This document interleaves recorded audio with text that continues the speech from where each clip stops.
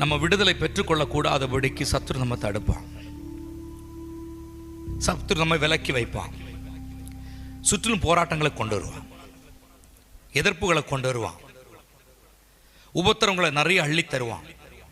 கையில் காசு இல்லாமல் ட்ரை ஆகிடும், வற்றி போயிருப்போம், சமாதானமாக இருக்காது.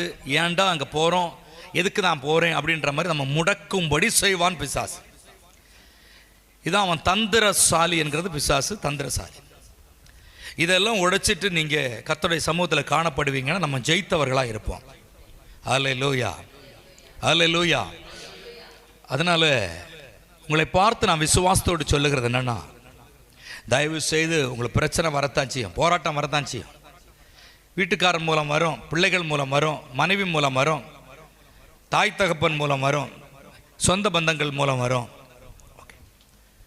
இதெல்லாம் மீறி